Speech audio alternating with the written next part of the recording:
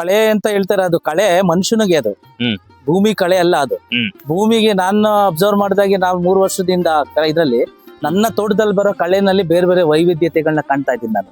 Beginning ನಿಮ್ಗೆ ಬರೀ ಜಮೀನ್ ಪೂರ್ತಿ ನಿಮ್ಗೆ ಏನ್ ಕಾಂಗ್ರೆಸ್ ಗಿಡ ಅಂತ ಹೇಳ್ತಾರೆ, ನಾವು ಇವ್ರು ಹೇಳ್ತಾರೆ ಅಲ್ಲಿಂದ ನಮ್ಗೆ ಕೆಮಿಕಲ್ ಬಂತು, ಪಾಶ್ಚಾತ್ಯ ದೇಶದಿಂದ ಹೊರಗಡೆಯಿಂದ ಕೆಮಿಕಲ್ ಬಂತು ಅಂತ. ಇವಾಗ ನಾವ್ ಅಲ್ಲೋಗಿ ನೋಡ್ತಂದ್ರೆ ಅಲ್ಲೇ ಅವ್ರು ಕೆಮಿಕಲ್ ಫ್ರೀ ಆಗಿ ಬೆಳೀತಾ ಇದಾರೆ. ನನಗೆ ಆಶ್ಚರ್ಯ ಆಯ್ತು ಅಂತ. 30 ಅಡಿಗೆ ತಿಪ್ಟೂರ್ ಟಾಲು ತೆಂಗು ನೆಟ್ಟಿದ್ದೇನೆ. ಅದ್ರ ಮಧ್ಯದಲ್ಲಿ 15 ಅಡಿಗೆ ಬಟರ್ ಫ್ರೂಟ್ ಹಾಕಿದ್ದೇನೆ.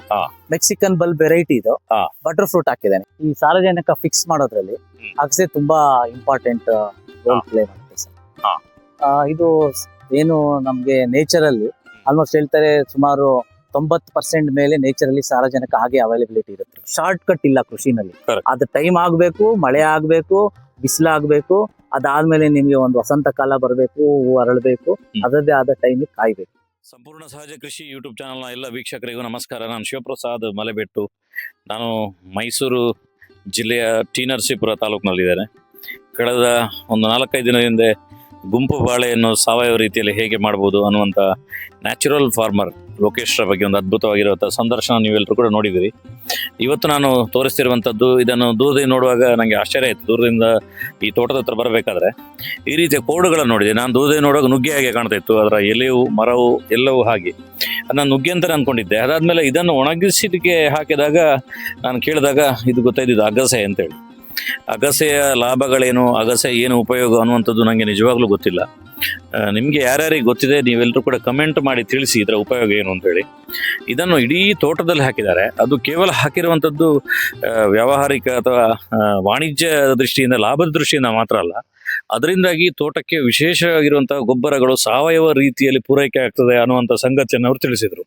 ಅವ್ರು ಯಾಕೆ ಅದನ್ನು ಬೆಳೆದಿದ್ದಾರೆ ಅನ್ನುವಂಥದ್ದು ಲೋಕೇಶ್ ಸರ್ ಹತ್ರ ಮಾತಾಡ್ತಾ ಅದರ ಸಂಪೂರ್ಣವಾಗಿರುವಂಥ ಮಾಹಿತಿಯನ್ನು ಕೊಡ್ತೇನೆ. ಅದರ ಜೊತೆಗೆ ಇದನ್ನು ನೀವು ಕೂಡ ರೈತರು ನಿಮ್ಮ ತೋಟದ ಮಧ್ಯದಲ್ಲಿ ಹಾಕೊಂಡ್ರೆ ಉತ್ತಮ ಲಾಭವನ್ನು ಗಳಿಸ್ಬೋದು ಅನ್ನುವಂಥದ್ದನ್ನು ಕೂಡ ಈ ವಿಡಿಯೋದಲ್ಲಿ ತಿಳಿಸ್ತೇನೆ.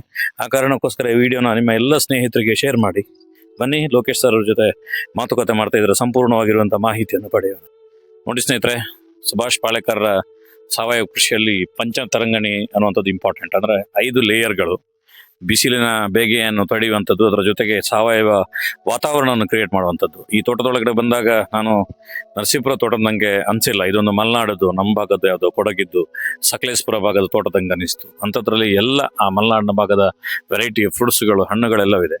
ಆದರೆ ನನಗೆ ಅತ್ಯಂತ ಆಕರ್ಷಣೆಗೆ ಕಾಣಿರುವಂಥದ್ದು ನಾನು ನಿಮಗೆ ತೋರಿಸ್ತೀನಿ ನೋಡಿ ವಿಡಿಯೋದಲ್ಲಿ, ಅದು ಅಗಸೆ. ನೋಡಿ ಮೇಲ್ಗಡೆ ಕಾಣ್ತಿರುವಂಥದ್ದು ಪೂರ್ತಿ ಅಗಸೆ. ಅದು ನಿಮ್ಗೆ ಎಷ್ಟು ಕಾಣುತ್ತೆ ಗೊತ್ತಿಲ್ಲ, ನಾನು ಮೊದಲು ತೋರಿಸ್ತಲ್ಲ, ಅದಾದರೆ ಕೋಡು ಕೆಳಗಡೆ ಇಟ್ಟಿರುವಂಥದ್ದು.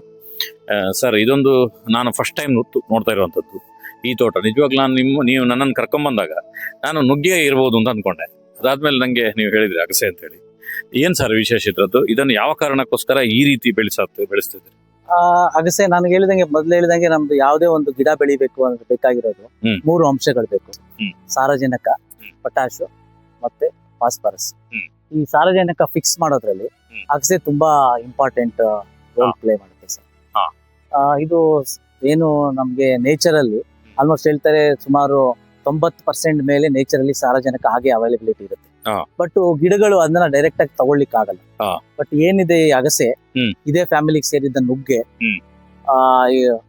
ಇವನ್ ಗ್ಲಿರಿಸೀಡಿಯಾ, ಆ ಫ್ಯಾಮಿಲಿ ಏನ್ ಮಾಡುತ್ತೆ, ನಿಮ್ಗೆ ವಾತಾವರಣದಲ್ಲಿರೋ ಸಾರಜನಕನ ಕನ್ವರ್ಟ್ ಮಾಡಿ ಅದ್ರ ದ್ವಿದಳ ಧಾನ್ಯಗಳು ಕನ್ವರ್ಟ್ ಮಾಡಿದಾಗೆ ಅದ್ರ ಬೇರ್ನಲ್ಲಿರೋ ಅಜಿತೋ ಬ್ಯಾಕ್ಟೀರಿಯಾ, ರೈಸೋಬಿಯಾ ಬ್ಯಾಕ್ಟೀರಿಯಾಸ್ ಏನಿರುತ್ತೆ, ಅದು ಸಾರಜನಕನ ಕನ್ವರ್ಟ್ ಮಾಡಿ ಮಣ್ಣೊಳಗಡೆ ಗಿಡಗಳಿಗೆ ಬೆಳೆಗಳು ಕೊಡುತ್ತೆ. ಅದಕ್ಕೋಸ್ಕರ ನೈಟ್ರೋಜನ್ ಫಿಕ್ಸೇಷನ್ಗೋಸ್ಕರ ನಾವು ಅಗಸೆನ ಹಾಕೊಂಡಿದ್ದೀವಿ. ಆಮೇಲೆ ಇದ್ರದ್ದು ಸೊಪ್ಪುಗಳನ್ನೆಲ್ಲ ಬಂದಿದ್ದೆಲ್ಲ ನಾವು ಈಗ ನೆಲದಲ್ಲಿ ಹಾಗೆ ಬಿಟ್ಬಿಟ್ಟಿದೀವಿ. ಒಳ್ಳೆ ಮಲ್ಚಿಂಗ್ ಆಗುತ್ತೆ. ಆಮೇಲೆ ಇದರಲ್ಲಿ ಹೂವುಗಳು ಬರುತ್ತೆ, ಅಗಸೆ ಹೂವು. ಅದನ್ನ ತಿನ್ಲಿಕ್ಕೆ ದಿನ ಬೆಳಗಿನ ಜಾವ ನೋಡ್ಬೇಕು. ಮಿನಿಮಮ್ ನಾನು ನಮ್ಮ ತೋಟದಲ್ಲಿ ಬೆಳಗಿನ ಜಾವ ಒಂದು 6:45-7 ಗಂಟೆಗೆನೆ ಕೌಂಟ್ ಮಾಡಕ್ ಆಗಿಲ್ಲ, ಅಂದಾಜ್ ಮಿನಿಮಮ್ ಅಂದ್ರೆ ಒಂದು 300 ಗಿಳಿಗಳು ಎವ್ರಿ ಡೇ ಮಾರ್ನಿಂಗ್ ಬೆಳಗ್ಗೆ ಸೂರ್ಯೋದಯ ಆಗ್ತಾ ಇದ್ದಂಗೆನೆ ಒಂದ್ ಸೇರ್ಕೊಂಡ್ಬಿಡುತ್ತೆ. ಉದ್ದಕ್ಕೂ ಅಗಸೆ ಬೇಲ್ ಕುತ್ಕೊಂಡು ಫ್ಲವರ್ಸ್ ನ ತಿಂತಾ ಇರುತ್ತೆ, ಅದ ಕಿತ್ತಾಗ್ತಾ ಇರುತ್ತೆ. ಅಷ್ಟು ಇದು ಪಕ್ಷಿಗಳನ್ನ ಇದು ಅಟ್ರಾಕ್ಟ್ ಮಾಡುತ್ತೆ ಅಗಸೆ. ಅದಾದ್ಮೇಲೆ ಈಗ ನಾವು ರೀಸೆಂಟ್ ಆಗಿ ಈ ವರ್ಷದಿಂದ ಅಗಸೆ ಬೀಜನ ಬಂದಿದೆ, ಕಲೆಕ್ಟ್ ಮಾಡ್ತಾ ಇದ್ದೀವಿ ನಾವು. ತುಂಬಾ ಎಲ್ಲಾ ಕಡೆ ಬಂದಿದೆ, ಈಗ ಕೇಳ್ತಾ ಇದಾರೆ ನಮ್ಗೆ ಅಗಸೆ ಬೀಜ ಬೇಕು ಮಾಡಿ ಕಳ್ಸ್ಕೊಡ್ಲಿಕ್ಕೆ ಆಗತ್ತಾ ಅಂತ ಹೇಳ್ಬಿಟ್ಟು. ಅದಕ್ಕೆ ಬಂದಿದೆ ಅಗಸೆ ಬೀಜನ ನಾವು ನಿಮ್ಗೆ ಆಲ್ರೆಡಿ ತೋರಿಸ್ದಂಗೆ ಹಾ. ಕೀಳಿಸ್ಬಿಟ್ಟು ಒಣಗಿಸ್ತಾ ಇದ್ದೇವೆ. ಹಾ. ಒಣಗಿಸೋ ಪ್ರೋಸೆಸ್ ನಡೀತಾ ಇದೆ. ಹಾ. ಅದನ್ನು ನಾವು ಈ ಸಲ ಅಗಸೆ ಬೀಜ, ಆಮೇಲೆ ಆದ್ರೆ ಬೀಜದಿಂದ ಎಣ್ಣೆ ಇದು ಮಾಡ್ಕೊಡೋಣ ಹಾ. ಅಂತ ಹೇಳಿ ಪ್ರಯತ್ನ ಪಡ್ತಾ ಇದೀವಿ ಸರ್. ಇದು ಯಾವುದಕ್ಕೆ ಅತ್ಯಂತ ಹೆಚ್ಚು ಉಪಯೋಗ ಆಗುವಂತದ್ದು ಅಗಸೆ? ಅಗಸೆ ನಿಮ್ಗೆ ಯಾವುದೇ ಮನುಷ್ಯನಿಗೆ ಇಂಟೆಸ್ಟೈನ್ ಅಂತ ಹೇಳ್ತಾರಲ್ಲ, ಹಾ. ಹೊಟ್ಟೆಗೆ ಸಂಬಂಧಪಟ್ಟಿದ್ದು, ಹೌದು. ಗ್ಯಾಸ್ ಆಗ್ಲಿ, ಹ್ಮ್. ಗ್ಯಾಸ್ಟ್ರಿಕ್, ಹ್ಮ್. ಇನ್ನೊಂದು ಹೇಳ್ತಾರೆ ಕಾನ್ಸ್ಟಿಪೇಷನ್ ಅಂತ ಹ್ಮ್. ಏನೋ ಹೇಳ್ತಾರೆ, ಆ ತರದ್ದು ತೊಂದರೆಗಳೆಲ್ಲ ಇದ್ದವ್ರಿಗೆ ಹ್ಮ್. ನಾರ್ಮಲ್ ಆಗಿ 2 ಅಥವಾ 3 ಸಲ ಹ್ಮ್. ಅಗಸೆನ ಅವ್ರು ಕನ್ಸ್ಯೂಮ್ ಮಾಡ್ತು ಅಂದ್ರೆ ಅಗಸೆ ಸೊಪ್ಪನ್ನ, ಹ್ಮ್. ಅದೆಲ್ಲ ಕ್ಲಿಯರ್ ಆಗತ್ತೆ ಅಂತ ಹೇಳ್ತಾರೆ ಸರ್. ಹಾ. ಆಮೇಲೆ ನೀವು ಎಸ್ಪೆಷಲಿ ನೋಡ್ಬೇಕು, ಇವಾಗ ಬೇರೆ ಏನು ಗಿಡದ್ದು ಬುಡಗಳೆಲ್ಲ ನೋಡ್ಬೋದು ನೀವು, ತೆಂಗಾಗ್ಲಿ, ಹ್ಮ್. ಅಡಕೆದಾಗ್ಲಿ, ಆ ಹ್ಮ್. ಬುಡಗಳೆಲ್ಲ ಅಷ್ಟಷ್ಟು ದಪ್ಪ ಆಗಿದೆ ಅಂತ ಹೇಳಿದ್ರೆ ಇದು ನೈಟ್ರೋಜನ್ ಫಿಕ್ಸೇಷನ್, ಅಗಸೆ Correct. ಕಾಂಟ್ರಿಬ್ಯೂಷನ್ ತುಂಬಾ ಇದೆ. ಅಲ್ವಾ? ಇನ್ ಮುಂದೆ ತೋರಿಸ್ತೇನೆ. ಹಾ. ಇದೆಲ್ಲ ಬಂದಿದೆ ನಿಮ್ಗೆ ಆಲ್ಮೋಸ್ಟ್ ಡಯಾಮೀಟರ್. ಹ್ಮ್. ಇದು ನನ್ನ ಕೈ ಬಂದಿದೆ ಅಪ್ರಾಕ್ಸಿಮೇಟ್ಲಿ ನನ್ನೊಂದು 10-11 ಇಂಚು ಬರುತ್ತೆ. ಹ್ಮ್. ಇದೆಲ್ಲ ನಿಯರ್ಲಿ ಬಂದಿದೆ 1.5 ಅಡಿ ಕ್ರಾಸ್ ಆಗಿದೆ. ಹಾ. ಅದ್ ನೋಡ್ಕೊಂಡು ಯಾವ್ದಾವ್ದು 1.5 ಅಡಿ ಕ್ರಾಸ್ ಆಗಿದೆ, ಹಾ. ಅದಕ್ಕೆ ಈ ವರ್ಷದಿಂದ ಹ್ಮ್. ಮೆಣಸು ಹಬ್ಬಲಿಕ್ಕೆ ಶುರು ಮಾಡಿದ್ದೇನೆ. ಈ ಒಂದು ಹೇಳ್ತಾರೆ ಅಗಸೆ ಲೈಫ್ ಬಂದಿದೆ 7 ವರ್ಷ 8 ವರ್ಷ ಅಂತ, ಹಾ. ಬಟ್ ಹೋಗ್ಲಿ ಪರವಾಗಿಲ್ಲ, ನಂದು ಆಲ್ರೆಡಿ 2 ವರ್ಷ ಆಗಿದೆ. ಹಾ. ಈಗ ಮೆಣಸು ಹಬ್ಬಿಸ್ತು ಅಂದ್ರೆ ಒಂದು 5 ವರ್ಷ ಆದ್ರೂ ಇರುತ್ತಲ್ಲ, ಹೌದು. ಸುಮ್ನೆ ಇದಾಗೋ ಬದಲು ಹಾ. ಬೇರೆ ನಂದು ಅಡಿಕೆ ಬೇರೆ ಇನ್ನೊಂದು ಸಪೋರ್ಟ್ ಬರೋವರೆಗೂ Correct. ಇದೇ ನಂದು 800 ಗಿಡ ಇದೆ ತೋಟದಲ್ಲಿ, ಅದಕ್ಕೆ ಹಬ್ಸೋಣ ಅಂತೇಳಿ ಈ ಸಲ 200 ಮೆಣಸು ತಂದು ಮೆಣಸಿನ ಬಳ್ಳಿ ಬಿಟ್ಟಿದ್ದೀನಿ ಸರ್. ಅಲ್ಲ. ಅಗಸೆಗೆನೆ ಬಿಟ್ಟಿದ್ದೀನಿ. ಈಗ ಅಗಸೆ ಬೀಜ ಬೇಕಾದ್ರೆ ನಿಮ್ಮನ್ನು ಕಾಂಟ್ಯಾಕ್ಟ್ ಮಾಡಬಹುದು ಯಾರು? ಖಂಡಿತವಾಗಿ ಕಾಂಟ್ಯಾಕ್ಟ್ ಕರ್ನಾಟಕದೊಳಗಡೆ ಹೌದು. ಯಾರು ಬೇಕಾದ್ರೂ courier ಎಲ್ಲಿ ಮಾಡ್ಬೋದು. ಕೊರಿಯರ್ ಮಾಡ್ಕೊಡ್ತೇವೆ ಸರ್. ಅಲ್ಲ. ಹೌದು. ಈಗ ನೀವು ಪಂಚತರಂಗಿಣಿ ಅಂತ ಹೇಳಿದ್ರಿ, ಹೌದು. ನಾನು ಅದರ ಬಗ್ಗೆ ತುಂಬಾ ಕೇಳಿದ್ದೇನೆ. ಹಾ. ಆದ್ರೆ ಒಂದು ಪ್ರಾಕ್ಟಿಕಲ್ ಆಗಿ ನೋಡುವಂತ ಒಂದು ಅವಕಾಶ ಸಿಕ್ತು. ಹೌದು. ನಮ್ಮ ಸೌತ್ ಕೇಂದ್ರದಲ್ಲಿ ನ್ಯಾಚುರಲ್ ಆಗಿ ಪಂಚತರಂಗಿಣಿ ಇರ್ತದೆ. ಹೌದು, ನಮ್ಮ ಅದು ತೋಟದ forest ಫಾರ್ಮೇಶನ್ ಹೌದು. ಫಾರೆಸ್ಟ್ ಟೈಪ್ ಅಲ್ಲಿ ಇರ್ತದೆ, ನಿಮ್ಮಲ್ಲಿ ಮಾಡುವ ಅವಶ್ಯಕತೆ ಇರ್ತದೆ. ಈಗ ಪಂಚತರಂಗಿಣಿ ಅಂದ್ರೆ ಎಷ್ಟು ಗಿಡಗಳು, ಯಾವ ವೆರೈಟಿ ಇತ್ತು, ಅಂತರ ಎಷ್ಟು ಅನ್ನೋದು ಒಂದು ಸೂಕ್ಷ್ಮವಾಗಿ. ಈಗ ನಾನು ಪಂಚತರಂಗಿಣಿನಲ್ಲಿ ಹ್ಮ್. ಹಲವಾರು ಮಾಡೆಲ್ಸ್ ಅಂತ ಇದೆ. ಹ್ಮ್. ಅದ್ರಲ್ಲಿ ನಾನು ತಗೊಂಡಿರೋದು ಏನಂತಾರೆ ತೆಂಗು, ಅಡಿಕೆ, ಬಟರ್ ಫ್ರೂಟ್ ಮಾಡೆಲ್. ಹಾ. ನಾನು ಬಂದಿದೆ 30 ಅಡಿಗೆ ಹಾ. ತಿಕ್ತೂರ್ ಟಾಲು ತೆಂಗು ನೆಟ್ಟಿದ್ದೇನೆ. ಹಾ. ಅದ್ರ ಮಧ್ಯದಲ್ಲಿ ಹಾ. 15 ಅಡಿಗೆ ಬಟರ್ ಫ್ರೂಟ್ ಹಾಕಿದ್ದೇನೆ. ಹಾ. ಮೆಕ್ಸಿಕನ್ ಬಲ್ಬ್ ವೆರೈಟಿ ಇದು ಹಾ. ಬಟರ್ ಫ್ರೂಟ್ ಹಾಕಿದ್ದೇನೆ. ಹಾ. ಅದ್ರ ಮಧ್ಯದಲ್ಲಿ 7.5 ಅಡಿಗೆ 7.5 ಅಡಿ ಸಾಲಿಂದ ಸಾಲ್ ಅಂತರದಲ್ಲಿ ಅಡಿಕೆ ಹಾಕಿದ್ದೇನೆ. ಹಾ.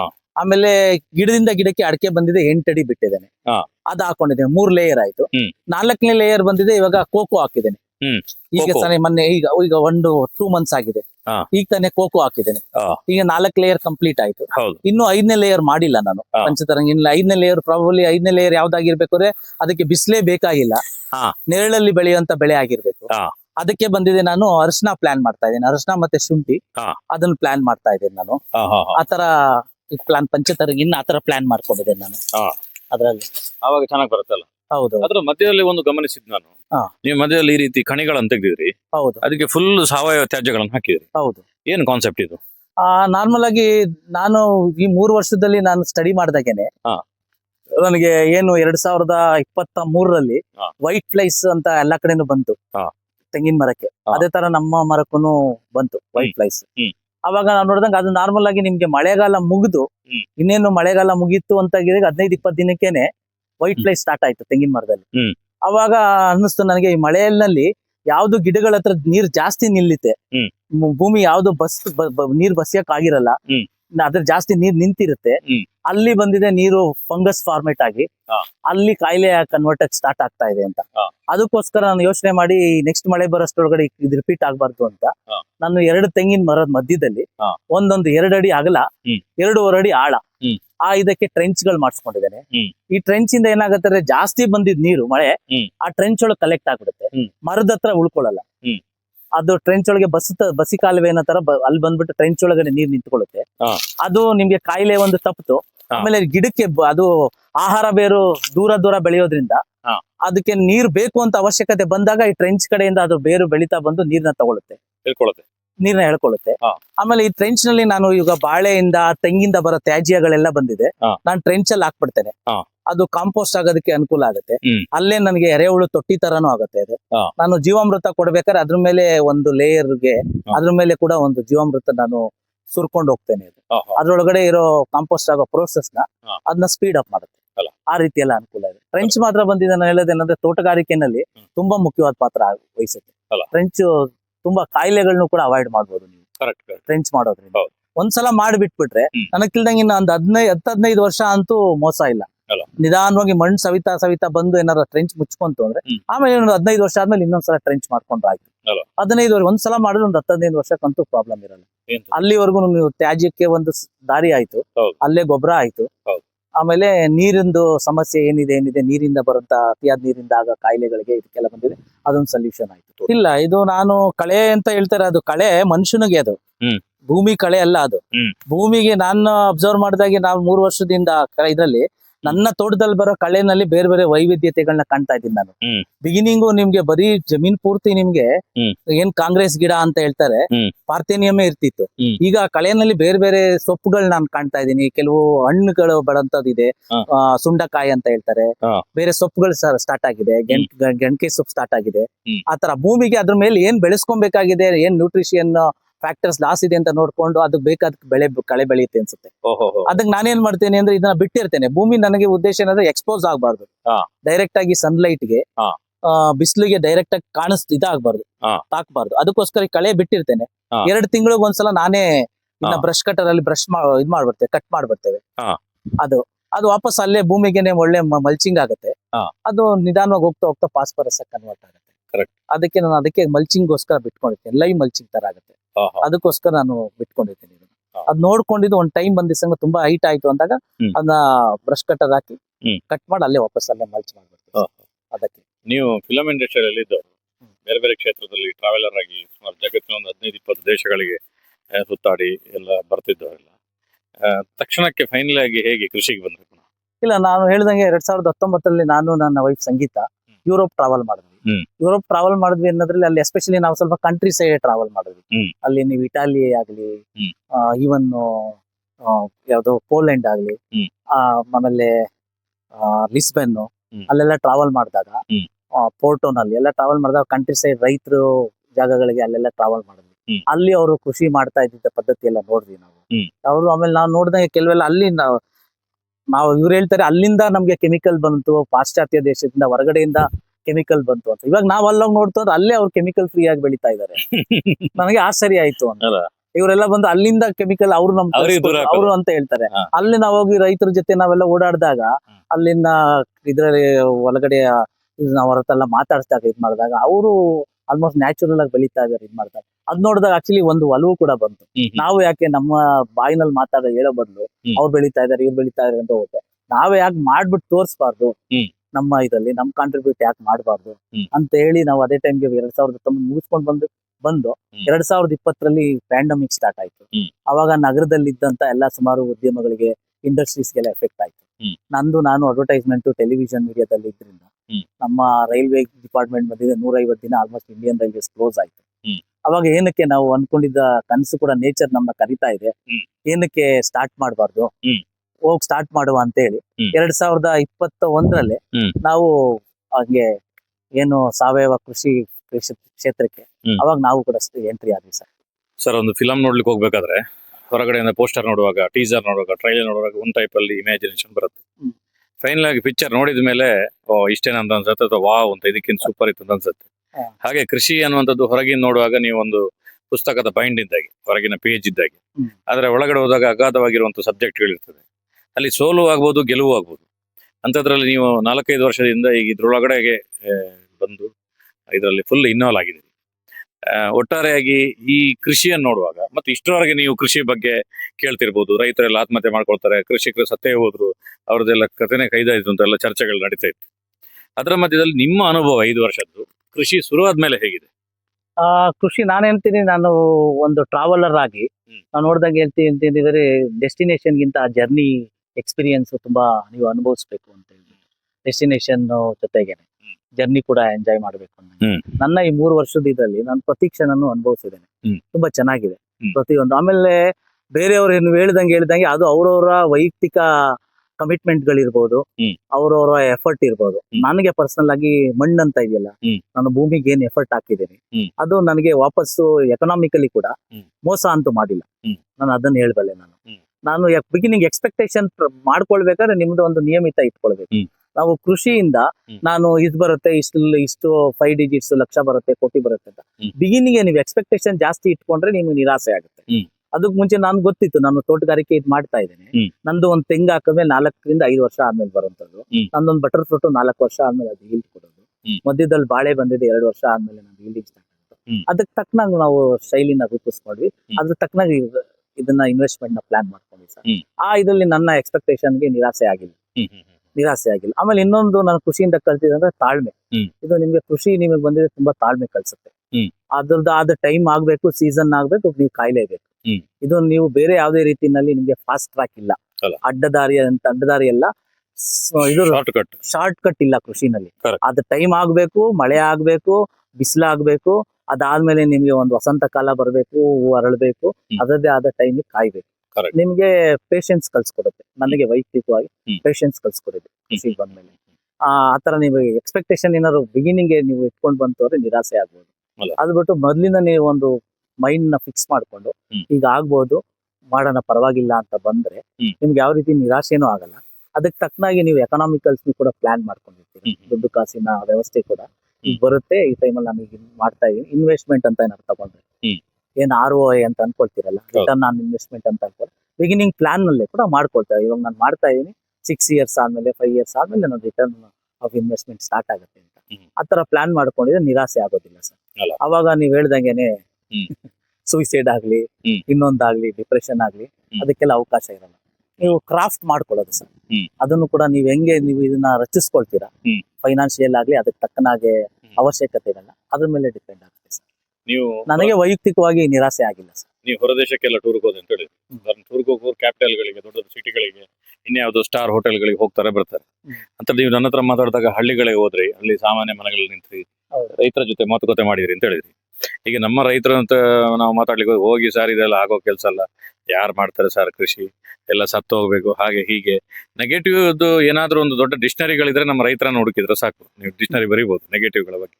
ಹಾಗೆ ಅಲ್ಲಿಯ ರೈತರುಗಳೆಲ್ಲ ಹಾಗೆ ಮಾತಾಡ್ತಾರೆ, ಪಾಸಿಟಿವ್ ನ ಮಾತಾಡ್ತಾರೆ. ಅಲ್ಲ, ನಾನು ಇಲ್ಲಿನವ್ರದ್ದು ಅನ್ಕೊಳ್ತೇನೆ. ನಾನು ಬಾಲ್ಯದಲ್ಲಿ ನಮ್ಮ ತಾತನ ಊರಿಗೆ ಇಲ್ಲೆಲ್ಲ ಹೋದಾಗ, ತಾತ ಅವ್ರ ಊರಿಗೆ ಹೋಗ್ಬೇಕಾದಾಗ 40 ವರ್ಷದಿಂದ 35 ವರ್ಷದ ಇಷ್ಟೊಂದು ನೆಗೆಟಿವಿಟಿ ಇರ್ಲಿಲ್ಲ. ಈಗ ಇದು ನೀವೇನ್ ಹೇಳ್ತಾ ಇದೀವಿ, ಆತ್ಮಹತ್ಯೆ, ನೆಗೆಟಿವಿಟಿ, ಸಾಲ, ಬ್ಯಾಂಕ್ದು, ಇದೆಲ್ಲ ಒಂದು ಈಗ 2 ದಶಕಗಳಿಂದ ಈಚೆ, 20-25 ವರ್ಷದಿಂದ ಈಚೆನೆ ಇದೆಲ್ಲ ಸಾಲ ಆಗಿರೋದು. ನಾನು ನೋಡ್ದಂಗೆ ಸ್ವಲ್ಪ ಕೂತು ಯೋಚನೆ ಮಾಡಿದಾಗ ಅನ್ನಿಸ್ತಾ ಇದ್ದಿದ್ದು, ಮನುಷ್ಯ ಅವತ್ತು ಅವರೇ ಕೆಲಸ ಮಾಡ್ತಾ ಇದ್ರು, ಅವರೇ ಎತ್ತುಗಳು ಇಟ್ಕೊಂಡಿದ್ರು, ಮನೆಯಿಂದ ತಿಪ್ಪೆ ಗೊಬ್ಬರ ತಂದಾಕ್ತಾ ಇದ್ರು, ಹೊರಗಿಂದ ಏನು ತರ್ತಿರ್ಲಿಲ್ಲ. ಆಮೇಲೆ ಒಂದು ಬೆಳೆ ಬರ್ತಾ ಇದ್ದಂಗೆನೆ ಬೀಜಕ್ಕೆ ಬಿತ್ತನೆಗೆ ಅಂತ ಇಟ್ಕೊಂಡಿದ್ರು, ಆಮೇಲೆ ಉಳಿದಿನ ಕಣಜಕ್ಕೋ ಇದಕ್ಕೆ ಇಡ್ತಾ ಇದ್ರು. ಅವರೇ ಕೆಲಸ ಮಾಡ್ತಾರೆ. ಒಂದ್ ಊರು ಅಂತ ಇದ್ಮೇಲೆ ಒಬ್ರು ಇನ್ನೊಬ್ರು ಮನೆಗೆ ಮುಯ್ಯಾಳ್ ಅಂತ ಮಾಡ್ಕೊಂಡು ಅದ್ ಮಾಡ್ಕೊ ಬಂದ್ರು. ಈಗ 20 ವರ್ಷದಿಂದ ಫುಲ್ ಚೇಂಜಸ್ ಆಗ್ಬಿಟ್ಟಿದೆ. ಅದು ಇಂಡಸ್ಟ್ರಿಯಲೈಸೇಷನ್ ಒಂದು ಕಾರಣ ಅಂತ ಹೇಳಿದ್ರೆ ಆಗಲ್ಲ. ಅದರಿಂದ ಅಡ್ವಾಂಟೇಜ್ ಇದೆ, ಡಿಸ್ಅಡ್ವಾಂಟೇಜ್ ಇದೆ. ಜನ ಇವಾಗ ಏನಾಗಿದೆ ಅಂದ್ರೆ ಪ್ರತಿಯೊಂದಕ್ಕೂ ಅರ್ಧ ಎಕರೆಗಿದ್ರು ಟ್ರಾಕ್ಟರ್ಗೆ ಹೋಗ್ತಾರೆ. ಅರ್ಧ ಎಕರೆ ಇದ್ರೂ ಕೂಡ ಟ್ರಾಕ್ಟರ್ ಬೇಕು ಅಂತ.